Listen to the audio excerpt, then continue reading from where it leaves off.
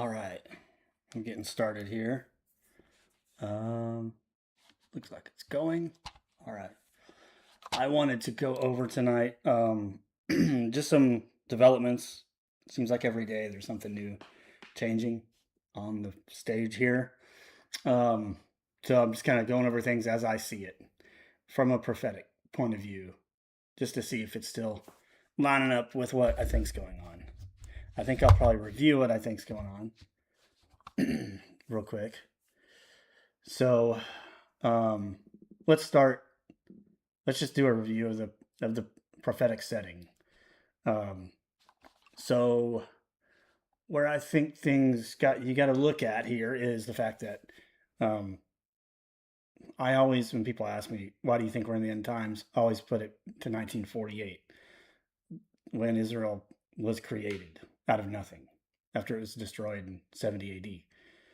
I think that's very important. I think it's important that Jesus predicted it on his Passion Week before he was crucified. He cursed a fig tree for not, as a representative. It's a fig tree that wasn't giving any fruit, and he cursed it, and he used it as a platform, as an example, or as a metaphor, um, to say, hey, just like this fig tree isn't producing anything, it deserves to be cursed. It's a terrible thing that the Messiah came to his own people and they didn't accept him. And in fact, they're going to try to kill him and crucify him. This is what he was predicting the last week. He curses the fig tree. Next day he shows up. The fig tree is completely dead. Not only not giving fruit, but completely dead and withered up from the roots. But then he said his disciples noticed that. They say, hey, that's the tree you cursed. And he said, well, I guess they were saying how it's probably impossible for that to grow again. And he said, well, one of the many times he said this, if you have the faith as small as a mustard seed, and he said that more than once, you can move mountains, meaning God can do what's impossible. What you think is impossible, God can do it. So he's implying that Israel's going to believe again one day, but that would be at the second coming time, because that's a prophetic thing. That's a eschatologic event when the Jews at large will come to belief in the Messiah. So that we're still waiting for, but Romans 11 predicted it would happen. So do a bunch of Old Testament prophets predict that will happen in the end time. In the end time is when the new covenant is accepted by the Jews, which is at the very, very end, at the end of the 70th week. That's really clear from studying Old Testament scripture. And I will do that probably this weekend or next week. I'm going to go over all those from the perspective of Romans 11. But suffice it to say, that's an end time event associated with the second coming. So just as within the generation of the first coming of Jesus, let's put his birth at 2 BC, by 70 AD, you had the destruction of Israel, you could say, because you had the diaspora and Israel was no more. It was renamed Palestine. No longer was Judea, Samaria. The Romans, in an effort to kind of put down the Jews, they called it Palestine because it's synonymous with Philistine. It's the Latinized form or the Romanized form of the word Philistine. So it's not anything the Jews would have named it.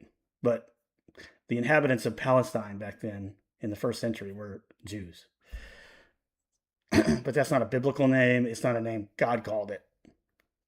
I'll put it that way. But they named it that. But there's no one there after 70 AD as far as Jews go. That's called the diaspora, and they went off into Europe. So within 70 years of Jesus' birth, you had the loss of Israel. So the regain of Israel as a nation, because you had the loss of Israel as an ethnic nation. The regain of it in our time would be prophetic. And you would expect within that generation as well the return of Christ, the second coming, the second advent. That's my framework. So and Jesus said, the generation that sees the blooming of the fig tree, he said this in Matthew 24 and 25, the generation that sees the blooming of the fig tree, this miraculous thing, it's the very day that the fig tree was dead after he cursed it. He looked at it and he said, the generation he just had finished talking about the end times. he just finished going over the end times in Matthew 24, which is here. I was getting that ready, but I never know where my brain's going to take me. Learn the parable from the fig tree, the one he had just cursed, and now is dead. As soon as his branches become tender and sprouts leaves, you know the summer is near. What's the branch becoming tender? It's the reformation of the state of Israel in 1948. So you see, when you see this take place, recognize that he is near, right at the door. The generation that sees the fig tree start to become tender and sprout leaves will not pass away until all these things he just talked about, including the abomination of desolation spoken of by Daniel the prophet, all this stuff, which is end time events, will come to pass. This generation as a whole won't pass away until all these things take place. But that day and that hour, no one knows. So I don't know for sure when it all starts happening. But the generation, I'll know within a generation, and this generation's running out. I mean, my parents were born in 47, so we're talking 48. So we're on the year 79. So, it's there's not much time left for it to be happening. If this is the correct interpretation, I'm not saying I know for sure because I don't know the day or the hour. We don't know for sure. But if it is correct, if I'm on the right track, then these things have to come to pass. If we start seeing things happen that match it, and we don't have much time left, then we're probably seeing it happen because we don't have much time left. There's only so many ways this stuff can work itself out, and it takes a while to get going. So when you start seeing things work themselves out toward the end of the time frame allowed, we might be seeing it take place. That's my argument. So the second coming would come within the generation of the restoration of Israel, because the first coming of Jesus happened in the generation that saw the destruction of Israel in AD 70. First century, now 21st century. Separated by, believe it or not, 2,000 years from 33 AD to 2033 AD. Jesus was crucified in 33 AD. So 2,000 years from 33 AD. Remember, AD means year of our Lord. Anno Domini. That doesn't mean after death. It means the year he's born. At 33 AD, he was crucified. Add 2,000, and that's 2033, which is 7 years from now. And it kind of reflects this passage in Hosea. He will revive us after 2 days. Who's he talking about? They're talking about Israel. They're talking about every Jew ever meet takes all these things reference. Instead of the Messiah, now they want to say everything about the Messiah was really about just Israel as a whole. But this definitely is. He will revive us after 2 days. If 1,000 years to God is a day, is like a day to us, then, or vice versa, 1,000 years to us is like a day to God, because it's so, that period of time is short to him. He revives us after 2 days and will raise us up on the third day. So the third day would start in 2033, 2034, if you count it like that. Of course, that's totally up to speculation, but that is a legit way to this is a prophetic scripture. So that's another point of evidence that 2,000 years would be about the time that the return of Christ would happen. So that's what I'm going there. And then what am I looking at today? Well, why am I monitoring these news articles today? Because I'm watching this prophecy here. This prophecy. In Daniel 7, it's talking about the 10 horns. Let's find it. It's 10 horns, okay? There's a beast, a fourth beast in this vision of 4 beasts in Daniel 7. And the fourth one's terrible beast, and it's the end time beast, and it has 10 horns. While I was looking about the horns, behold, another 11th horn comes up among them, and 3 of the previous horns are plucked out. You have 10, and 3 are plucked out. Now you have 7. And behold, this horn that plucked out the 3 as it came up had eyes like a human, so it's a human.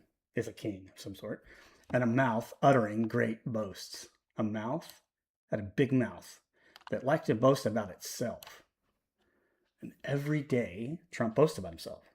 He boasts about himself. Even today, He said he's bringing peace to Lebanon between Israel and Lebanon. It's his 10th war, he said, that I've stopped. My 10th peace effort. And I didn't really mention this before, but the Antichrist certainly shows up. I think it's Revelation 4. No, it's going to be Revelation 5, maybe 6. Let's look at 6. 6. Yeah, the first seal. I saw when the Lamb broke the 7 seals, I heard one of the 4 living creatures saying, "Look, and behold, a white horse, and the one who sat on it had a bow, but not arrows." No arrows, just a bow. No arrows. And a crown was given him. He was conquering. He went out conquering and to conquer. So the whiteness shows peace through strength because he has a bow. And yeah, we hit him hard with bombs, but it's not full-blown big-time wars. And he tries to say he brings peace through strength. And the bow's a sign of strength without the full-blown arrow. Yeah, we've seen this one, but I think this had started before. I don't think these seals necessarily have to happen at the beginning of the 70th week of Daniel. They could just start things.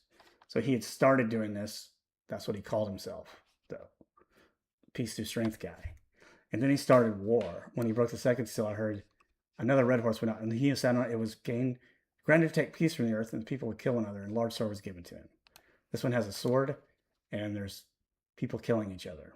Well, that's what's going on right now. I'm not necessarily saying that's what this is, but that's kind of what I'm seeing. And as soon as he had made all these peace wars led to peace, he's got a big list that all happened before Iran started.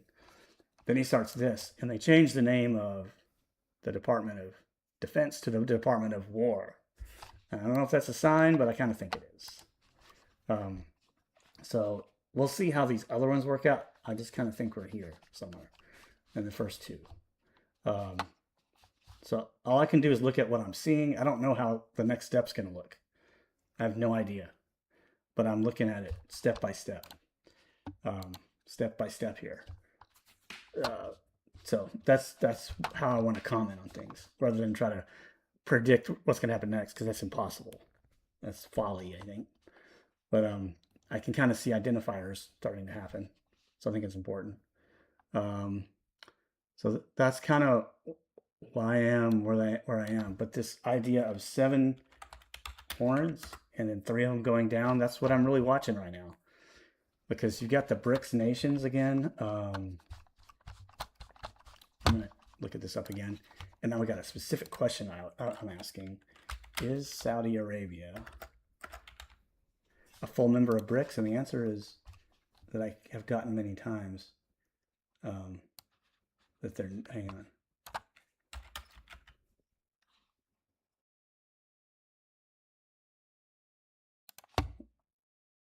Yeah. Saudi Arabia is not a full member of BRICS yet. While invited to join, the kingdom has not formally finalized its accession and is still assessing the benefits. As far as I know, that's where this stands. Even if it did, it would still be like in league with United Arab Emirates, which are all the same region. But Saudi is intentionally not trying to be part of BRICS at the moment. And the BRICS are these, since Saudi's not one of them it's not a full member, it still sits as 10. So this is the best I got. I know it's an AI overview, but everywhere I look shows me that. And so BRICS nations list 2026. I think it does include Saudi because they are in part, but which would make 11. But it's either these 2 are kind of in league, or really Saudi technically is not a full member. So I'm going to take it out. Brazil, Russia, India, China, South Africa, Egypt, Ethiopia, Iran, UAE, and Indonesia. This is important too. Indonesia, which just recently became full member. Right now it shows 1, 2, 3, 4, 5, 6, 7, 8, 9, 10, 11. But again, this has not been a full member because Saudi's trying to walk a fine line, because America, as a policy, doesn't like BRICS, doesn't really support the allegiance between those nations, because they're concerned these guys are trying to take down the dollar. That's why they got into allegiance with each other. Of course, Big ones that would hate the dollar would be Iran, China, Russia. Those are the big ones that would hate it. The rest of them might go either way, wherever the wind blows. Notice they do represent all parts of the world: Brazil, South America, and they're all parts of the world that aren't part of the Roman Empire that split into what we have today, Europe and America. These things are kind of outside of the Roman Empire and kind of resist this globalist agenda. We resist the globalist agenda as well, but for different reasons than these guys would. These guys, it's all monetary. We resist it because of, principle as well, as far as like conservatives and of course Trump. That's what he's doing. There's a reason I'm going to show, kind of go over in the news here from the perspective of one of these videos I'm watching, because this gets brought up. So Brazil, Russia, India. So we're talking about all these different parts of the world that really aren't part of Europe and America, and they're trying to form their own alliance. But the biggest problems are China, Iran, and the thing is, if you deal with Iran, you kind of deal with China, because the blockade of the Strait of Hormuz is a big deal. That's preventing China from getting much of its energy, because it got cheap energy, and most of its energy comes from the Persian Gulf, and it's having a hard time getting it. It's now getting a little bit, because we're not blocking everything. We're just blocking Iran's production. But that was their cheapest. They were getting a cheap deal that they're not going to ever get again. So China's kind of getting suppressed, and you can take them down by not doing it with war, just by suppressing them. So I think the three horns, well, at least the two of the horns, if this is the 10-nation confederacy, two of them are China and Iran. And by taking out Iran, you kind of take out China at the same time, or kind of put it under wraps, keep it held back. That's the main thing you got to do to fulfill that prophecy. And Russia, I think, is going to be number 3, but who knows? It could be Indonesia, based on something in the news today or yesterday, earlier this week. I'll get into that now, and then I'll go to the next stuff. So this came out: the U.S. and Indonesia just this week on the 13th of April form a major defense partnership, and it's strategic. There's things it doesn't do. It still gives Indonesia free and active foreign policy to make deals with who they want, including China and Russia. But it allows us to have a military presence there. And they're working out some of the details, have not all been worked out yet. But it would give us access to their sea, particularly the South China Sea. That it sits atop vital sea lanes that affect China. And one thing I wanted to show.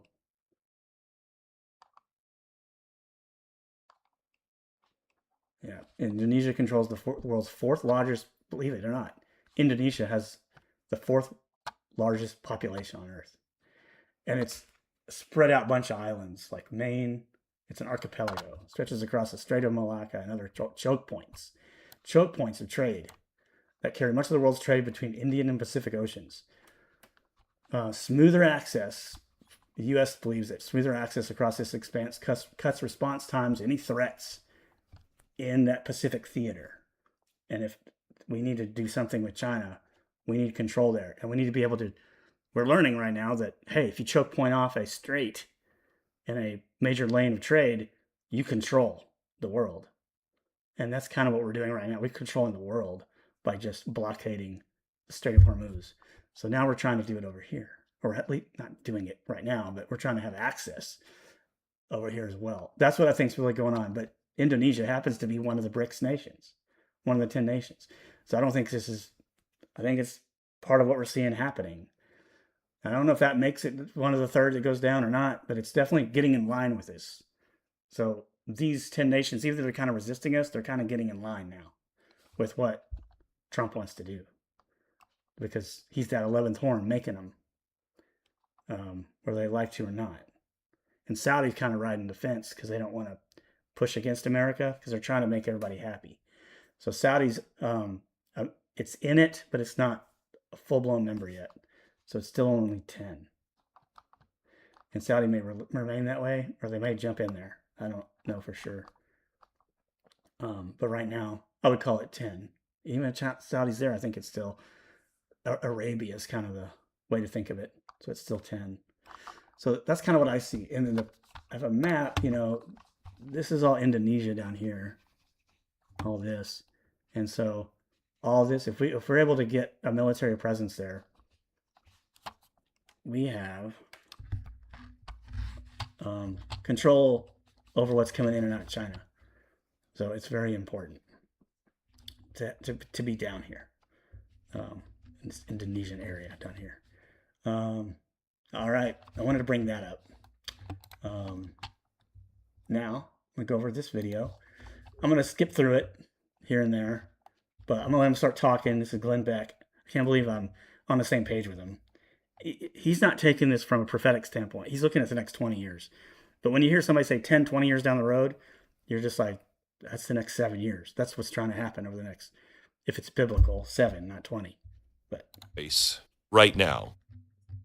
And it's going to be a tough choice. And I fear I know which choice we're going to make because it's human nature. And it's human nature he's like, we're at a crossroads because what's going on right now is going to have great implication for the future. And if we can't commit to it, it's true, like, let's say biblical prophecy doesn't happen. What Trump's doing right now is like very beneficial for U.S. dominance on the earth. That's a fact. So it puts us in control of. He's going to go over why everything I've kind of been going over, and he's not really putting it in the full context of prophecy, but I am here. So I'll just let him talk a second. We don't have somebody articulating what is happening. And this would require the president to articulate the grand vision and say, look, this is where we're going. This is what JFK did with the moonshot. It's really FDR. This is what he did with the, with the New Deal, which really made things much worse, but that's a different story. It takes somebody to say, we're going here. This is going to be a tough journey, but this is where we're going. Okay. In 20 years from now, we are going to be listening to people say one of two things. That was the moment. It was probably 2026. That was the moment that America didn't turn the corner. It just all began to fall apart right there. Or they're going to say 2026 probably was the year where it all started to come together and they turned the corner. And that's how they survived. But so the point he's saying that I'm seeing, that we're agreeing on here, is right now is a big thing. Everything that's going on right now is huge. One way or the other, it's huge and it's pre-planned and it's intentional. And it's on purpose. And when it started with Venezuela, it's been like, oh, and it goes with Iran. Oh, it's about the oil again. Oh, it's about control of trade and the economy of the world. And putting us in a position, America, to not have to rely on it and fight against globalists' ideals, which he'll get into later, which I call the globalist situation biblically, I call it the harlot. And I call all this intermixing of people with open borders, I call that the clay of the feet of the statue that weakens it, weakens the West with intermixing the East, like especially in Europe. It does weaken it. But that's the prophecy in Daniel 2, where it's talking about the feet of clay.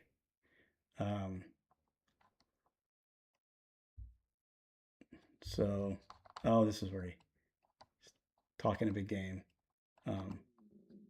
But it talks about feet of clay. Then the iron, the clay, the bronze, that were crushed to pieces. Oh, yeah. His feet were partly of iron and partly of clay. The part of iron, that's the remnants of the Roman Empire. Remnants, which is what we are. America and Europe are remnants of the Roman Empire. And the clay is this. Where does it talk about it? I want to go exactly with what it says.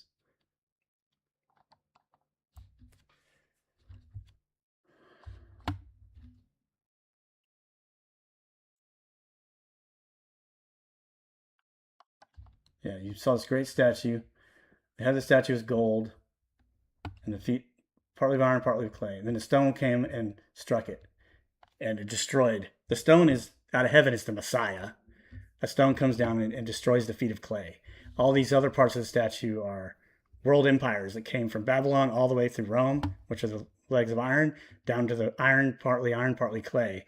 Remnants of the Roman Empire, which is what we are, and clay, which is a disruption of that and weakening of it. What makes it weak? He explains it here.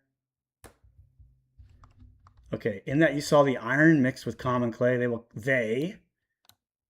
peoples, humans, will combine with one another in their descendants, but they will not adhere to one another, just as iron does not combine with pottery. So you'll have a mixing of peoples. It's not talking about interracial marriages.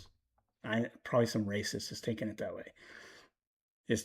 You're going to think people are racist to take it the way I'm taking, but it's not. It's just mixing cultures that don't match. They combine with each other, and they don't adhere to one another. We would call that not what's the word? When a group comes in but just stays within itself and doesn't, it's not going to come to me, but it doesn't intermix with become that nation, but stays apart from it and refuses to be even on its side and flies the flag of the other nation they came from and not really liking the current nation they're in, but only complaining about it. They're not adhering. So that's kind of what I see today is what this clay is. It doesn't match. It's really two completely different cultures, Western versus Middle Eastern. It just don't mix. It's really Western Christianity, even though it's kind of been lost and become secularism, but a lot of the Judeo-Christian ideals still persist in these Western nations with the Eastern Islamic.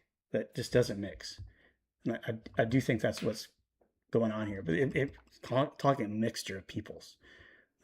It's interesting that in the Second Temple period, particularly the first century, the idea of unclean spirits that were demons. The word unclean in the Greek is a word for, in Aramaic, it's a word for unholy mixture. There's another reason for that I'm not going to get into. But that's what a demon is. It's a mixture of human and angelic, basically. That goes back to the Nephilim of the Genesis chapter 6. That's how they interpreted it. And then you start seeing that word unclean spirit show up in the New Testament, in the Gospels. But that's the mixture there. I just wanted to clarify that situation we're in. So he's seeing this like major change happen that's going to have a huge implication for the world going forward. But we are at that corner. Make no mistake. And that corner is either going to be turned or not. And if it's not turned, it will if it fails in 25 years, we are no longer here, or we're so diminished that it's, no longer really the United States as we know it. It'll be because of one of two things. Either Donald Trump is wildly wrong.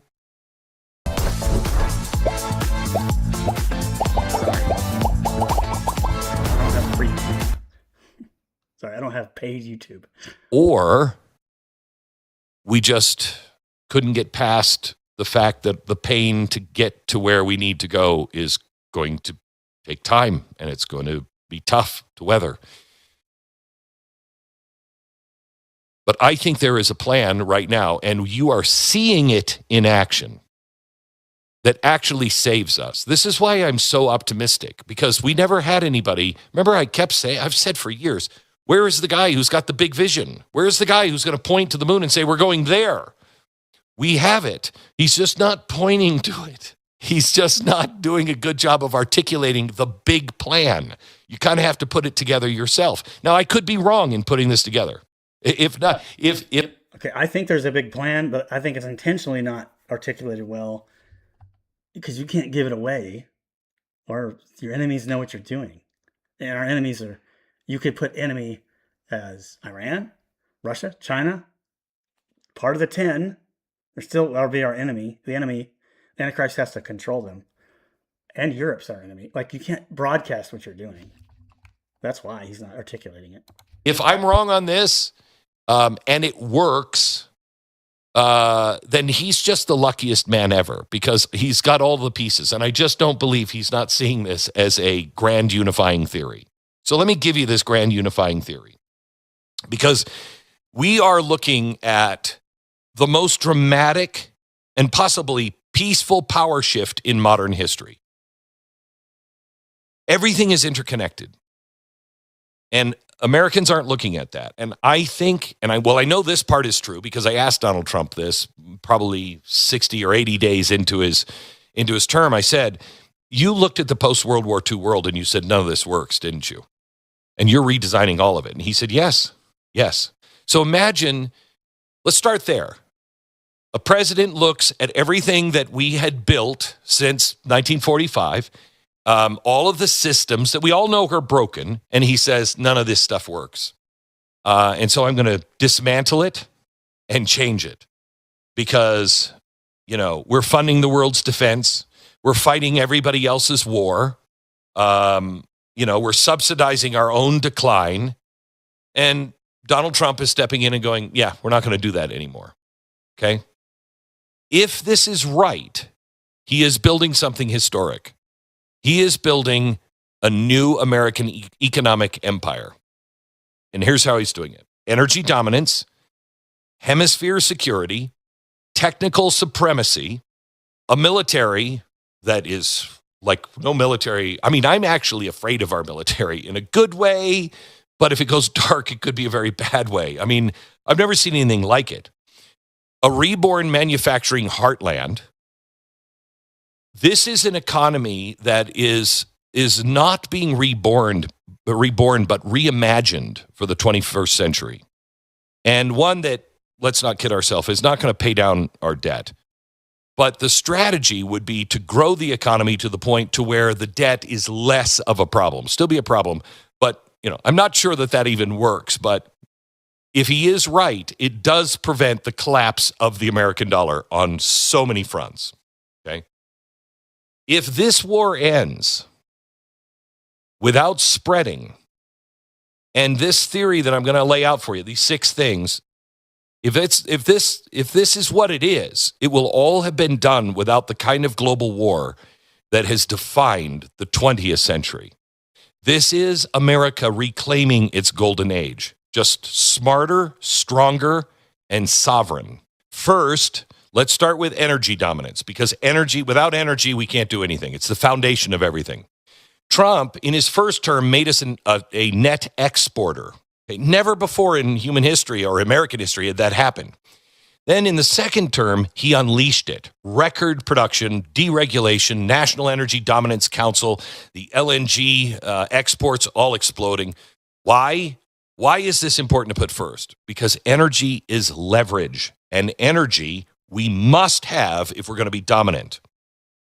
When we crippled Iran's oil exports and we seized control of Venezuela's massive reserves, we took Maduro in Operation, what did he call that one? Absolute Resolve. And then we put American companies in charge of that.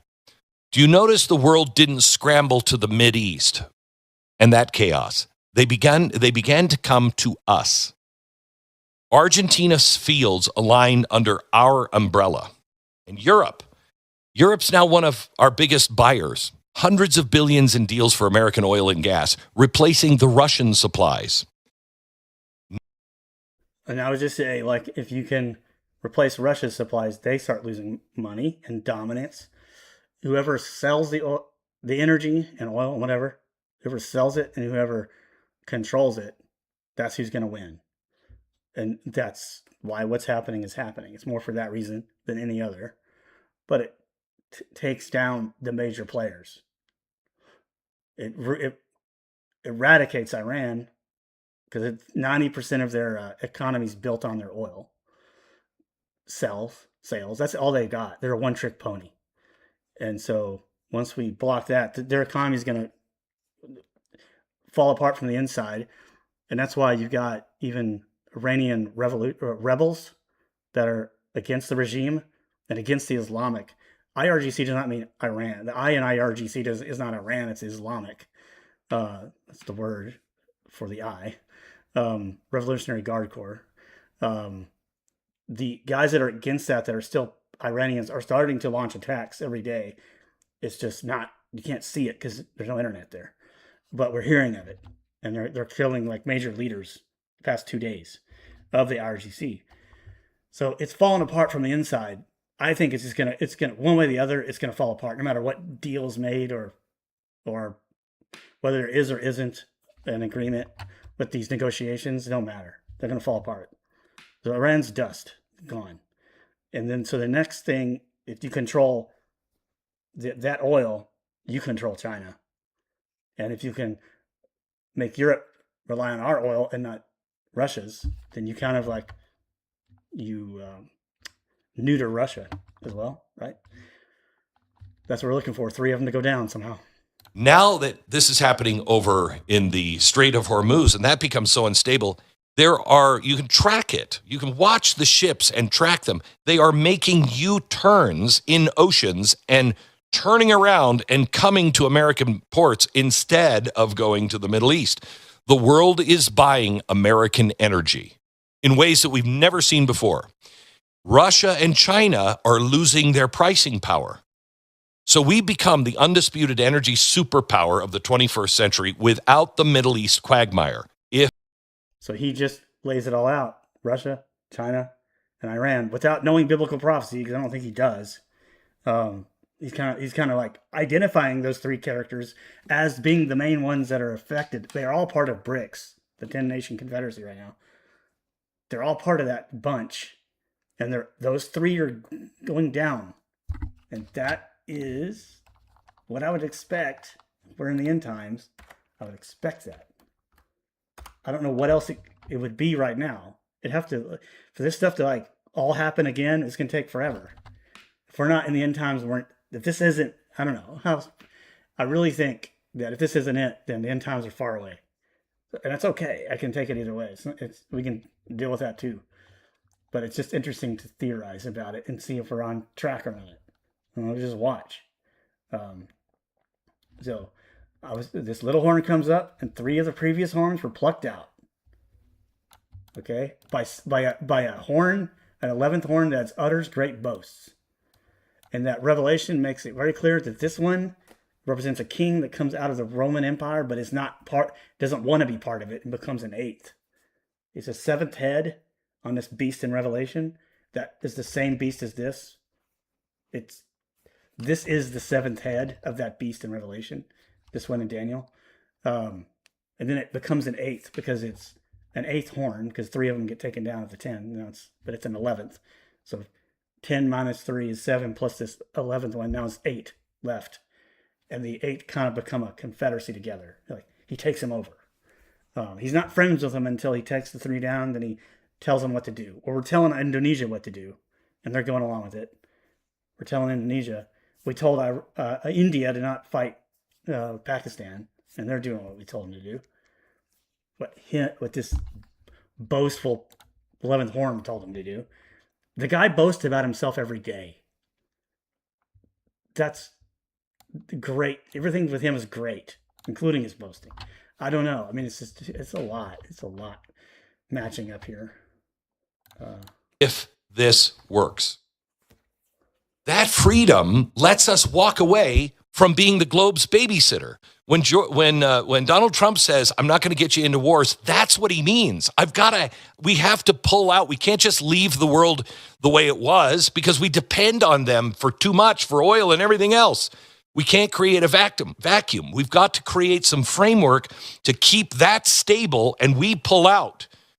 And then we become the stable place to be able to have the world buy our energy.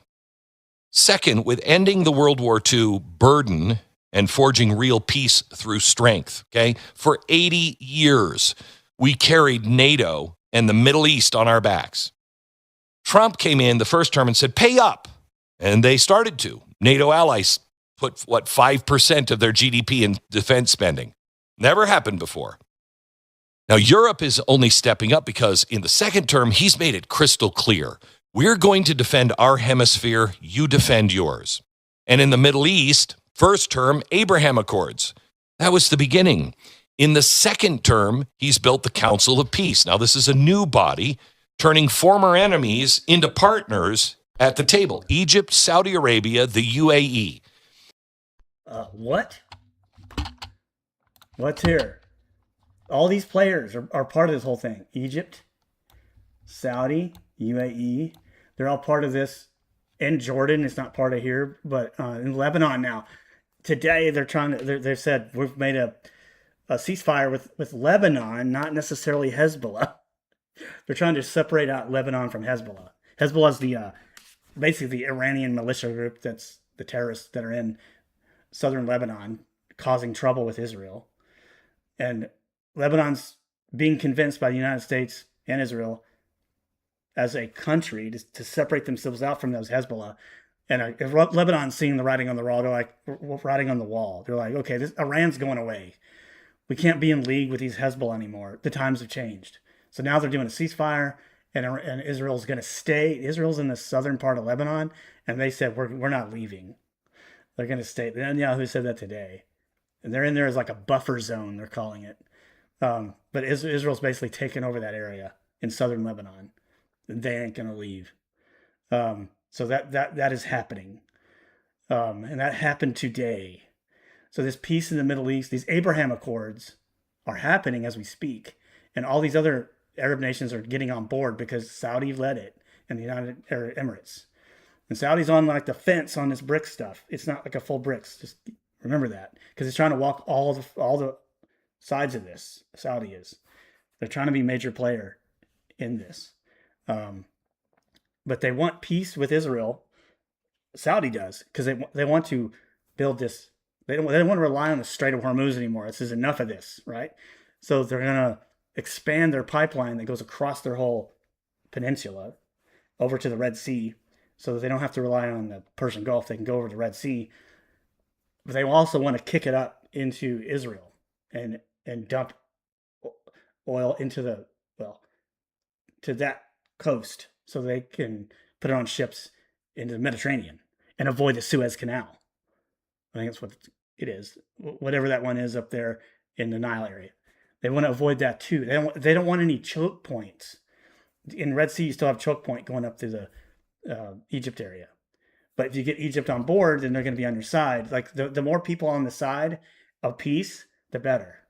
And if you bring stability to the Middle East by just getting rid of Iran, then you can enter this peace agreement that we're talking about in Daniel 9, which is the 7-year peace agreement, which has to happen. But like the players are lining up to make it happen. And all we need is Iran finally dealt with. Then you can push that peace agreement through. And he just mentioned the Council of Peace that Trump is the head of over Israel, over this region. That's also very like, what's the chance of that happening that puts Trump at the head of it? He's the head of the Council of Peace. It's crazy. They are now more Israel friendly than Great Britain ever has been. And when we and Israel struck the nuclear program and the regime, did you notice? You see, the true enemies weren't the Arabs necessarily. It was the Shia sect, not even the Sunnis. The Shias were the biggest enemies of Israel. Now, Hamas is Sunni, but they were funded, and the only reason they exist is because of Iran. So Iran was using them to their purpose because they hate Israel more than they do Sunni. But they obviously hate Sunni because they keep attacking. During the 6 weeks of epic fury, they were attacking their neighbors that were Sunni Arabs. They didn't care. And so they're the major disruptor. When they're gone, the Middle East turns into a fairly peaceful area. And Israel's making agreements with all these Arabs over there. So you don't have any more trouble because you don't have Iran funding it all. They stayed on our side? So you've got a stopwatch and another ladybug. What's going on? Timing our look at me ladybug to make sure it's staying on pace. Every nation is playing its role in its own security. It was Bahrain that went to the UN Security Council to ask permission to use force against Iran. Not America, not Israel, Bahrain. Now, America is sitting at the head of the table, but we're not carrying the load alone. And the hundreds of billions that once were flowing overseas now stay at home. We could pay down the debt. We could build factories. It's powering the future if this works. The third thing is the hemisphere first strategy. This is his 21st century Don Roe doctrine, if is what they're calling it. All of this stuff looked random at first. Greenland, everybody's like, what is he doing? Well, first, he was securing rare earth minerals. And in the second term, he's secured those from all over the world, taking those minerals from China, breaking China's monopoly. Including, I saw some of the news about zinc and some of the like lithium and stuff like that in South America.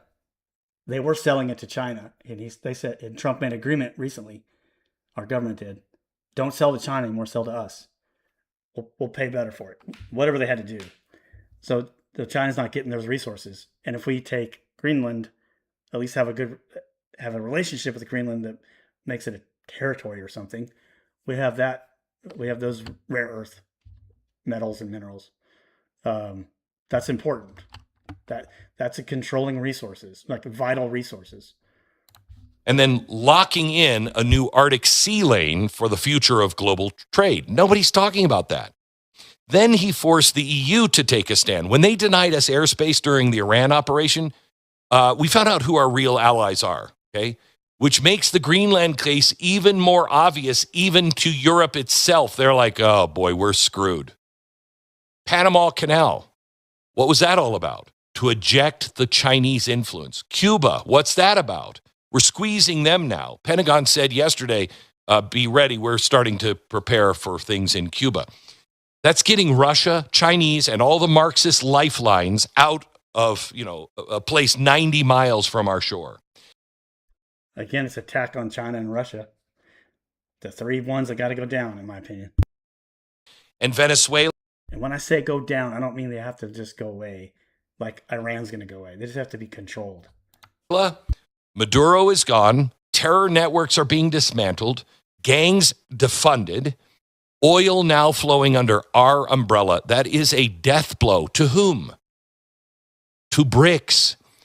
BRICS, Russia, China. He's mentioning BRICS and the main players of BRICS. Russia, China, Iran. China, Brazil. All BRICS wanted to challenge the petrodollar. Well, without Iran and without Venezuela, they can't do it. I mean, this is really genius. If this is the plan, it's genius. Russia and China are kicked out of our hemisphere. I mean, that's what this is all about. Our resources, shipping lanes, borders secure. No more rivals building bases in our hemisphere. And then you have the military restoration. This is the fourth thing. And I would also add the quiet revolution in space that nobody's talking about. Do you remember just 4 years ago, how humiliated we were with the Afghani withdrawal? The world was laughing at our hollowed out force, and we had guys in dresses. Trump has completely turned that around in 18 months and built it into the most respect. I got to say, that's a globalist agenda to take our military down and turn it into a bunch of trans and stuff. I mean, that's a globalist agenda to reduce America's legitimacy. That's the harlot on the beast trying to control the world empire. The harlot, which represents the globalist system. That's because she's called Mystery Babylon. And Babylon is a reference back to Babel, which was the one world government controlled by the globalist mentality. It's always been an evil mentality, and it always mixes in false worship, which is a biblical term. The Bible calls that immorality. That's why it's called a harlot, because of false worship. So worshiping things other than God, but also sexual immorality, which includes the trans stuff. Respected and feared military, I think I can safely say, ever on planet Earth. Precision, strength, and peace through overwhelming power. Then you add this, which nobody is putting into place, the Kennedy Space Center. Why should we go to the moon? Because the coast of Florida is going to be the world's spaceport. No one is really talking about the master plan of what's happening in space. If you go into the show prep today, you're going to find all these stories about how important space is becoming with just, what China is doing to help Iran with satellites. Okay. I'm going to tell you, if I have time today, about a space war that is actually going on. I mean, it's like Star Wars up in space right now. But the moonshot is critical. Record launches, master plans, on track to dominate the moon and the space economy. If you don't understand the space economy, read up on it, because this is like AI. It's an entirely new world, okay? New industries, new wealth, new American leadership in the final frontier. Now, 5, declawing China without getting into a war. That's a big one. How do you beat China? Declawing China. I like that. That's the same thing as suppressing them, pulling them down. Like I'm always going to take it to the prophecy, because that takes it out of politics. I want to put it in more of the big picture, not politics. Because their plan is 2027 or 2028 to be dominant. How do you declaw them without getting into a war? Well, tariffs, tech controls, reshoring our factories, getting control of the rare earth minerals. All of these things have been done, and America yawns. Plus the $18 trillion of investment for our industrial base. Even if only half of that comes through, that's $9 trillion to build factories here in America. And then you're not going to build them tomorrow, okay? All of this takes time. That's the frustrating part. America First AI, tied to cheap, abundant American energy. So we surge way ahead of them in the real arms race of this century, AI, while China is getting starved of markets and minerals. Manufacturing boom here at home, but it takes time. Debt could get paid down, but we're not going to.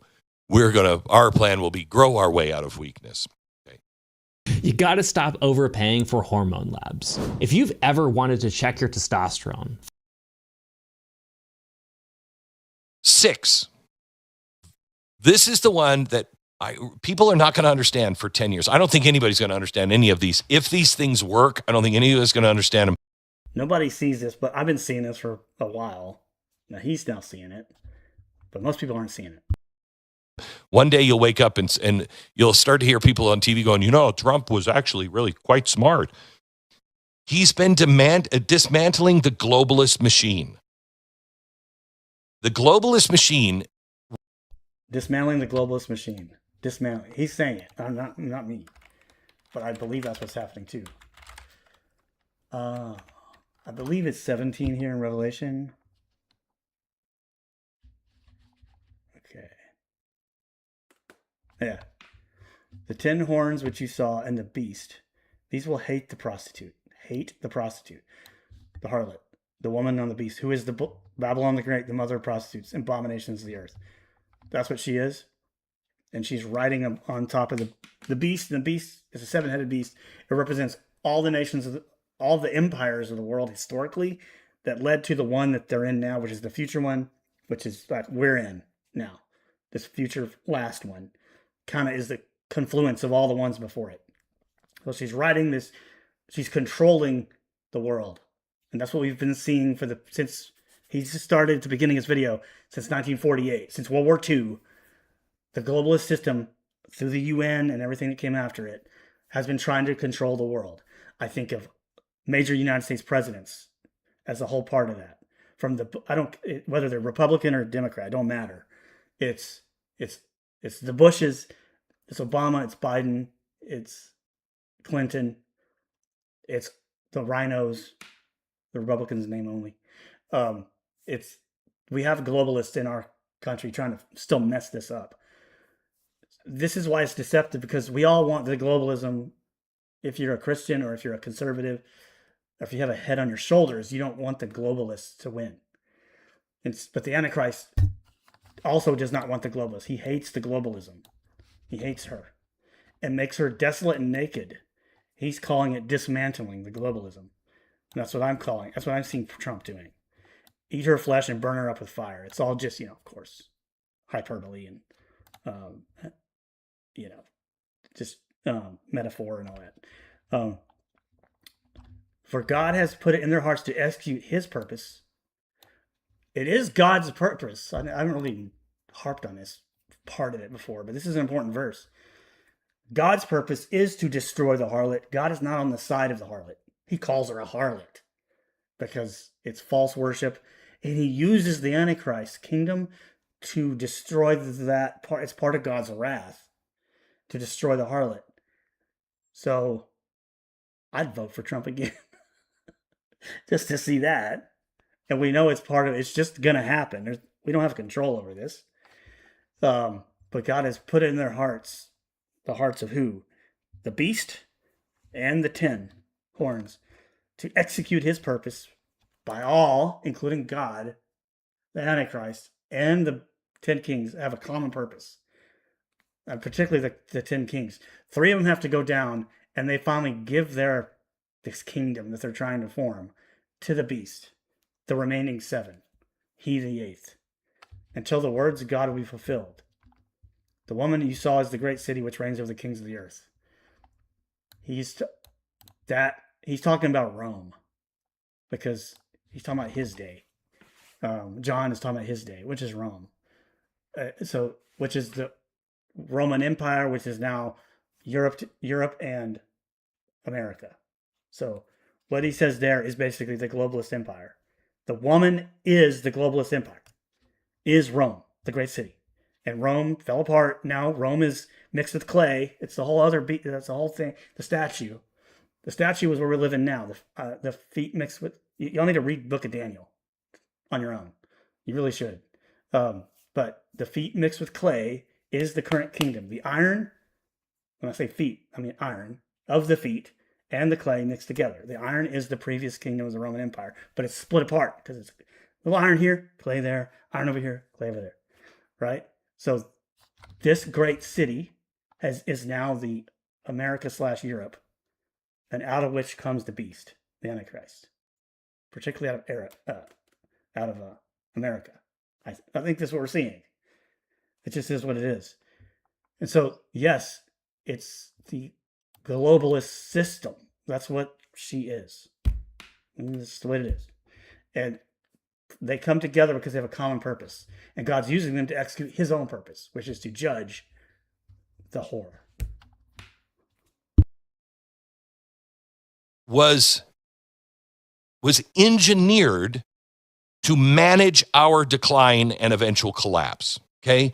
All of this wiring was put into this engine to manage our collapse, to be a governor on it, to keep it down, and manage the decline so it would fall into a new system that they were building. So in the first term, he takes the economy because it's not as governed as it is now. And he brings it so it's roaring back, okay? Then comes COVID, the perfect crisis for the World Economic Forum's Great Reset. They waited for that. I mean, my gosh. So like when COVID hit, I was just like freaking. I was like, this is. There's something else going on here, and I really thought that, and I still do. I think that was the globalists pushing that onto the world to try to stop what Trump was doing. It was a fight. I think they planned that actually, but that was not organic growth again. That was controlled demolition of the American markets and the system that we all have. Open borders, endless regulations, Green New Deals, hollowing out of open borders equals clay. Our industry, a deliberate weakening of American sovereignty so the elites could build the world in the way they wanted to do. Biden's policies just poured gasoline on that fire and, quite honestly, nearly nailed our economic coffin shut. Trump, thank God he didn't win in 2020 because he watched and he learned. He has nearly collapsed the WEF's entire agenda, but he hasn't killed it. All of these people are waiting to see what happens in the next 2 elections. He's building this new American empire, and he has to simultaneously neutralize the globalist forces that don't want us to be sovereign, don't want us to be dominant. That's why fixing the economy is slower this time. The American economy is a V12 or a V16 underneath that hood. Man, that thing just cooks. When it's right, it cooks. Oh my gosh, somebody wrote in my chat. I'm sorry, I never watch my chat because there's like not that many people watch me, but I do it anyway because I like it. I missed it. Who's the harlot? I think I explained it by now, but I kind of want to say it in case you're really not getting it. I want to make sure. It's Revelation chapter 17, and sometimes I'm just assuming people know things. It's talking about, from the beginning, I'm going to show you the judgment of the great prostitute who sits on the many waters. That always represents many, like large groups of people, over which are ruled by a kingdom, with whom the kings of the earth committed acts of sexual morality. That mainly talking about false worship. And those who live on the earth become drunk with the wine of her sexuality, sexual immorality. But it also involves sexual morality. I think it's why we see Epstein and everything, because that's part of that. And so is trans and LGBT and all that. It's all part of this. And he carried me away in the spirit into a wilderness, and I saw a woman sitting on a scarlet beast full of blasphemous names, having 7 heads and 10 horns. Those 10 horns are on one head. This is the 7th head. And she's trying to run the world. So she's the globalist running of the world, which I was talking about on here, because she's Rome. Because the woman you saw is the great city, which is Rome of John's day. And then Rome fell apart, but became what we have now, which is this current globalist structure that started in 1948. So the harlot is that, because harlot means false worship mixed with legitimate sexual immorality, mixed with world domination, and mixed with the mixing of people groups, which is open borders. That's what it is. To stop open borders and to get us away from, to make America dominant in the world economically and control all energy and get us out of eventually NATO and stuff like that. That is to destroy and eat up. Eat her flesh and burn her up with fire and make her desolate and naked. Exposed, right? Exposure. She's exposed for what she is. That's what's going on here. So I just really believe that that's what we're seeing. She's being exposed right now. Epstein was an exposure of all the file release and all. But that's just like a sign. It's not the whole thing. It's way bigger than that. But Babel. So Babylon. The reason it's using this term, why is it using Babylon? It's talking about Rome, right? You're probably asking. But Babylon represents the origin of false worship, because it goes way back to Babel in Genesis 11, the Tower of Babel, that story. They try to reach heaven. They're really trying to bring heaven down to earth. They're trying to communicate with the gods in order. So it's a false worship, right? Not the true God, but the gods, because they thought the gods lived in the heavens. They thought the stars and the sun and moon were all gods. That's what they always thought. Sometimes in the Bible it kind of associates with angels. But either way, they were trying to bring that down and worship it through a one world system, because God said, I wanted you to spread out, but you don't want to spread out. You want to all stay in one area. So when they were trying to stay in one area, it was this form of global governance of all the peoples in one area. So God confused their tongues and made them. That doesn't mean he created all the language of the world not down that day. That's not what it's saying. It's saying he confused their tongues. It's about all it says. And they couldn't communicate with each other, so they went off in different ways. And that, it's a story that shows this principle that false worship integrates with a globalist system and a one world system. And it's not what God wants. He wants his first order to Adam was to multiply and subdue the entire earth, was spread out over the earth and multiply. But they didn't. They stayed in one area. And what do we do in our day and age? We try to not multiply. We try to birth control and all that stuff. People aren't wanting to, they still don't want to multiply. And they want to be controlled by one global system. Because they think it sounds good. But it's not obedient to Genesis, to what we're supposed to do. That hasn't changed over the centuries. That's the harlot in a nutshell. Well, it had been so governed and destroyed by the globalist agenda, it was running on 3 cylinders, and everything else in this thing is almost shot.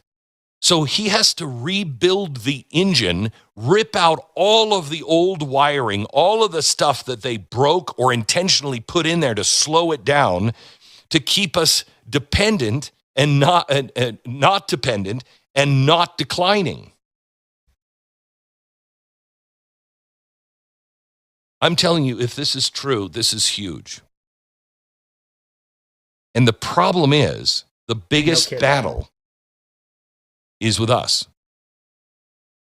Because if you don't see this vision, you don't know where we are, and you won't understand how critical it is to keep the power that we have, to secure the House and the Senate and the White House. Have to. And you have to do it, even if Congress does nothing, honestly. My prediction, and I don't know if I'll be right, but I think one way or the other we secure it. The White House is secured. Not the White House, yes, but the Senate and Congress. I think it stays. And if that happens, that really boosts the rise of the Antichrist. But it also kills the harlot, which we need to have happen. That's just the right thing is to kill the harlot. Remember what God says in Jeremiah, I believe, Nebuchadnezzar was God's servant, even though Nebuchadnezzar was going to render the wrath of God on, and Nebuchadnezzar was evil, but God used him to render his judgment on Judah. So that sometimes we accept that. He's going to render judgment on the world. That needs to happen. And we need to see it happen. Because we need the end times to come. Because we need Jesus to come back. That's what we need. And when he comes back, everything's going to be fixed. Because if you read the end of Revelation, he comes back and rules the world. With us ruling and reigning with him. And then it's done correctly for 1,000 years. It's the last Adam doing what the first Adam screwed up. The last Adam, the second Adam, is Jesus. He does it correctly. It was the plan all along. Even if they do nothing, you have to keep this going for the next term. Otherwise, I mean, long-term institutions, all entrenched bureaucracies, the globalist networks, the NGOs, the legacy media, they're all just holding on until 2028, praying that the plan stalls, okay? If we lose now, the old schemes come raging back with a vengeance. This is the final play. That's why I said at the beginning of the hour, in 20 years, 10 years, historians are going to look back and say that was the moment America turned the corner, or that was the moment it died. If you don't do any of the stuff that he's doing now, the big, huge structural changes globally, you can't fix the economy. If you're not willing to do that, all he has to do is he has a few levers that he can play with to get us to rev up a little bit, but it's not going to last. You've got to do these big, huge things. And then comes the economy. That's just my view. I could be completely wrong. But we have to be crystal clear. I mean, I could be black-pilled and say this is all just chaos. I don't think it is. It's too, when you step back and look at it, it's too orchestrated. It all would fall in our favor if it works. So it's like saying, yeah, humans, we climbed out of the premortal slime. You can believe that. I just don't think that makes any sense. Can I ask you a question? Sure thing. How much do you spend on groceries per week? Like $150, I think that's kind of what I wanted to show $200 him. probably. So that kind of summarizes everything I'm thinking and how it relates to the 10 kings and the 3 that's got to go down, and the harlot is here. Revelation 17. This is where it talks about it. And it's important because you got to identify what it is. You have to see these things through God's eyes. You have to see current events through God's eyes. Whether it's the end times at the very end or not, these things are part of the end times. It's part of the progression of things. There is these conditions on earth that are setting things up, whether it be now or down the road. This is what we're seeing. It's just whether it's going to be in our lifetime or not. I know that's a different question, but it is likely. So we need to be very like vigilant and be on the right side of like biblical interpretation of reality, and not get so caught up in politics that we lose our brains, because we really have to like get the big picture from this is the purpose of prophecy. It's not to just know what's going to happen. It's to get your theology correct and understand the greater, what really matters in the grand scheme of salvation history, we call it, from beginning to end. If you got your head, if Jesus said, my kingdom's not of this world. So if you got your head in the heavenly kingdom, you're not going to be so influenced by the ups and downs of politics and everything. It just doesn't matter, because it's going to work itself out. You can't stress out over this or become discouraged. That's the beauty of prophecy. It makes me very positive, even though I know these things sound horrible, especially other things we haven't gone into. But we'll go through it together, and if it is happening, then at least once a week I'm going to be on here, maybe more than that, depending on what's happened, going over it all. I had another video on what's going on in Lebanon. I kind of mentioned it. I don't think I want to go over everything again, but this is important. It has to do with the Abraham Accords. If they make peace with Lebanon and isolate Hezbollah, that's kind of the intention. So this guy, Yishai Fleischer, is worth watching every once in a while. I think I'll end it there. I'm pretty satisfied. I wanted to go over what I'm seeing happen with these things and how other people are seeing it too that aren't even taking it from a prophetic perspective. I did another video the other night, and it was from another guy who's not, I don't think he's Christian, but so non-Christians, and then ones, I don't know what Glenn Beck, I think he's still Mormon, but are looking at it from a different lens, but they're not seeing my lens, but they're seeing this. We're all kind of seeing the same thing. But my insight, I hope, but my role, I'm putting it in a biblical light, and I'll keep doing it. So I'm going to stop there, but I'll be back on when there's something worth reporting on. All right. I'll see y'all.